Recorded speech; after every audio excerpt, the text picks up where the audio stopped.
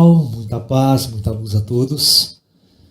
Vamos dar continuidade então ao nosso papo sobre a interferência extraterrestre em nossas vidas, como a gente já viu no primeiro módulo, a forma como eles interferiam através de médiuns, através de sensitivos, paranormais, tá?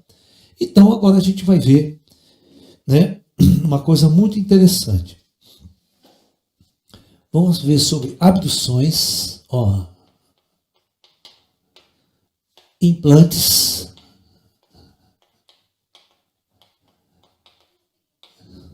tá? Como é que isso funciona? Bom, durante toda a década de 50, a década de 60, 70, né, os extraterrestres precisavam, né, rapidamente fazer uma intervenção extraterrestre em nosso planeta, mas uma intervenção que não fosse descer as naves e aquela coisa toda. Então, esse tipo de intervenção é mostrar a presença extraterrestre. É levantar a discussão, levantar o tema na sociedade. E para isso, né, eles precisavam fazer atividade física, porque as pessoas não eram paranormais. Paranormal 1, 2 ou 3 da sociedade, olha lá. Então, a interferência tinha que ser necessariamente física. Então, foi aí que surgiu a era dos discos voadores, né?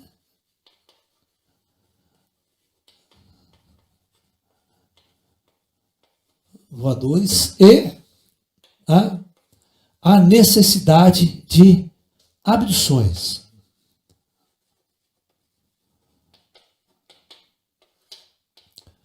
Ou seja, né, em inglês a palavra é taken. Ok? Então, durante toda a década de 50, 60, 70, nós assistimos, né, os contatos de terceiro e quarto grau. Tá?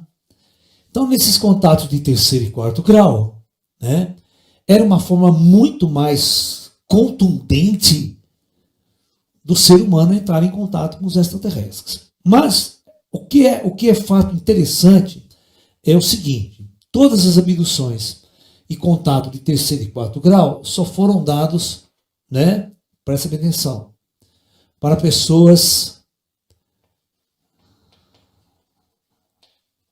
não influente em nossa sociedade.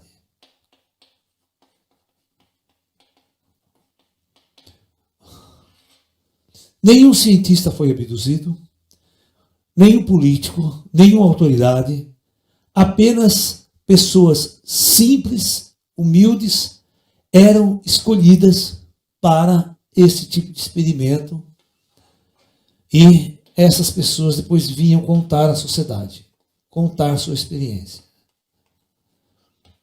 Dessa forma, os ETs faziam uma intervenção mais light, porque se ele pega uma autoridade, um cientista, já dá uma melada no meio do campo. Já ia uma intervenção realmente direta e objetiva, né, na nossa sociedade. Abduzir um político, sabe?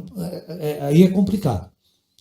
Então, eles faziam isso porque o projeto da intervenção era um projeto mais light, não podia chegar com tudo. Tá? Essa discussão, é claro que toda essa discussão eu fiz com os seres extraterrestres, né? Com os greyzinhos. Eles gostavam de causar certos impactos, né? Eles faziam o seguinte: eles abduziam uma pessoa aqui, por exemplo, humilde, simples, e largavam no outro estado, né? Só de sacanagem, né? No sentido assim de provocar uma discussão grande entre nós. É claro que eles podiam trazer o cara de volta no mesmo lugar, sem problema nenhum. Mas eles faziam isso de propósito para criar um impacto, criar uma situação importante para a discussão da sociedade, tá? Da casuística ufológica. Aí surgiram tantos congressos de ufologia, tanta discussão sobre o fenômeno OVNI. Desde a década de 50, todos os anos em Roswell, por exemplo, todos os anos em Roswell tem um congresso internacional sobre ufologia. Aquela cidadezinha que era um nada no meio do deserto, né? não ia ninguém naquela porcaria lá. De repente, hoje em dia, quando tem os congressos, lá vai de 60 mil pessoas, 30 mil pessoas em várias cidades. Né? É um processo, virou turismo, entendeu? Então, tem que manter o caso Rosa em pé, você está entendendo? Porque a cidade ganha muito com isso, tem muito jogo, muito interesse político, interesse estrutural, econômico, para manter o caso em pé. Né? Até o prefeito de Varginha, por exemplo, o caso de Varginha aqui no Brasil, o prefeito de Varginha aproveitou tanto a situação do ET de Varginha. Você vai lá na cidade, tem estátua do ET de Varginha, os pontos de ônibus em Varginha são discos voadores, sabe? Ele aproveitou toda essa mídia, toda essa divulgação para tentar atrair turismo, tentar atrair um turismo esotérico, sabe? Você está entendendo? Né?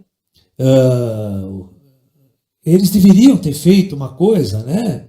Aproveitar, fazer congressos ufológicos todos os anos, patrocinado pela própria prefeitura, sabe? Aí você teria realmente um fluxo, mas isso é tudo uma sacanagem só. Né? Mas, do ponto de vista, os ETs precisavam intervir, certo? Mas não podia intervir do jeito que nós queríamos que ele interviesse. Tá ok? Então, por causa que a lei do karma estava em transição. Não era o grande dia da chegada. Tá? Então, nesse meio tempo, o que os ETs faziam com os abduzidos? Isso é muito importante que eu explique para vocês. Tá? Os ETs abduziam essas pessoas, levavam para dentro da nave, principalmente os Greys. Ele colocava o cara numa maca, ele estava praticamente meio desacordado, né? E fazia um check-up completo do indivíduo. Completo. Tá? Sem você gastar um tostão, que é bom. Tirava amostra de cabelo, amostra de unha, amostra de sangue, amostra de sêmen, amostra de virococó, fazia de tudo. Né? E é óbvio que esses exames feitos, tá, tinha uma análise rápida dessas coisas, e qualquer problema que esse indivíduo tivesse, um câncer, alguma coisa que se faria lá na frente, os ETs já colocavam coisas nele, né? Já davam tratamento, colocavam remédios para evitar um problema mais sério. Então, é óbvio, essas pessoas eram muito auxiliadas nessas abduções. Isso nunca ninguém levantou. Só levantou o trauma, sabe, por causa do ET, o ET é mau, o ET me abduziu, me fez isso comigo, abusou de mim. Enfiou um tarugo no meu rabo, teoricamente falando. Para fazer análise e tudo mais. Mas no fundo, muitos desses abduzidos saíam dessas abduções com implantes físicos, tá? Colocados através do nariz, colocados através de uma cirurgia assim, mas não dá para descrever essa cirurgia. Às vezes, certos implantes eram colocados em pontos do cérebro que a nossa medicina não sabia como que foi colocado lá, como chegou esse objeto até lá, sem nenhum corte, sem nenhum nada, e chegou num ponto especial. Porque depois o pessoal começava a fazer radiografia e aparecia esses objetos no cérebro das pessoas. Tem um caso muito interessante, numa região do Chile, né? A cidade inteira, é uma cidade, é um bairrozinho afastado, né, da cidade, era um bairro rural, que devia ter naquele bairro rural que moram umas 500 pessoas. De repente começou a aparecer discos voadores no céu e todo mundo começou a relatar uma estranha dor de cabeça, uma estranha enxaqueca.